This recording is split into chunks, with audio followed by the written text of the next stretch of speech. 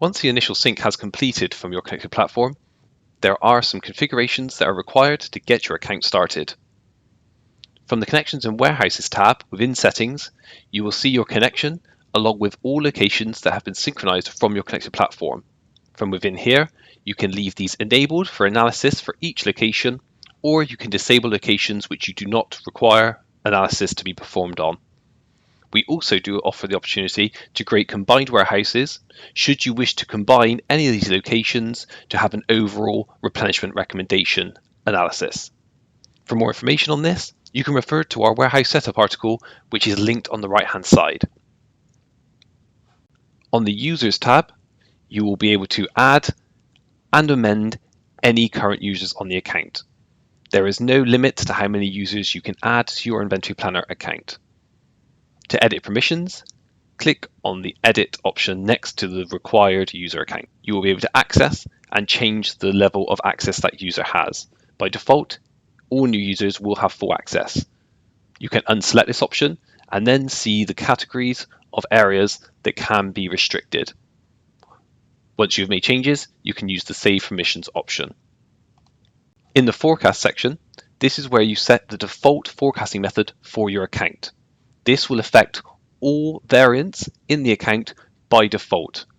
Please note, these two options at the top can be set at a variant level, so our recommendation here is to set the forecast method which will affect the majority of your items. The top two options we have here are to take into account stockouts history. This is enabled by default. With this enabled, we will assume that if your connected platform were to hit zero stock for any of your items, you would restrict the customer's ability to buy this.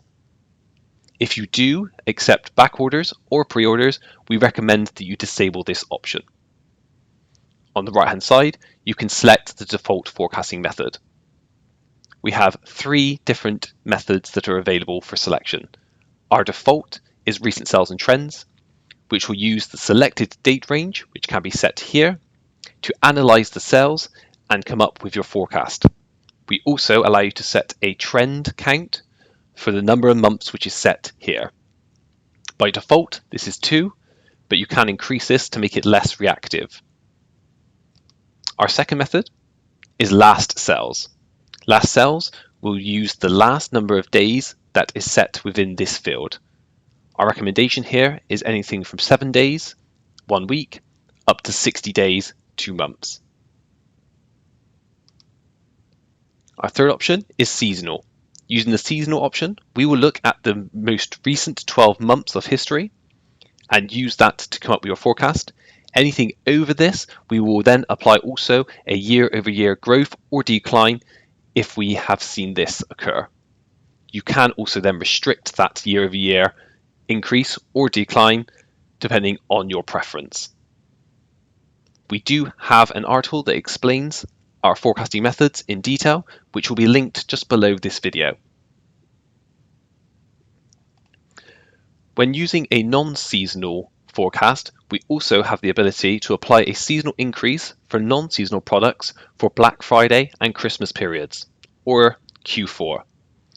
With this setting enabled, which it is by default, we will analyze the sales that we saw last October. Then, in comparison to what sales we saw in November, if we see an increase, we will assume this is influenced by the Black Friday and Cyber Monday weekend. If we then see a further increase in sales into December, we will assume this is influenced by Christmas.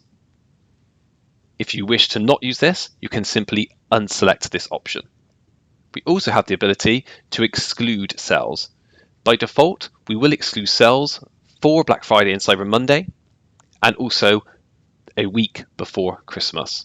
If you wish to actually in fact take these into account, you can remove the check marks within these two settings. You can of course also add additional periods should you wish to exclude certain days or any date range from our forecasting.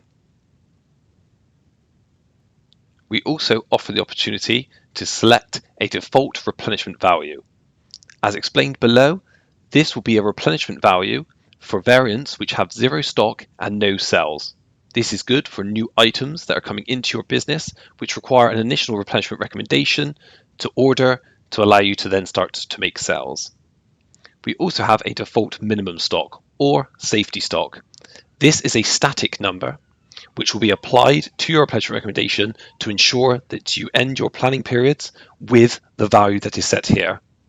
It is our recommendation that in fact you set instead a buffer in your days of stock period, which will allow for a stock buffer over time rather than a static value. We shall cover this in the next video.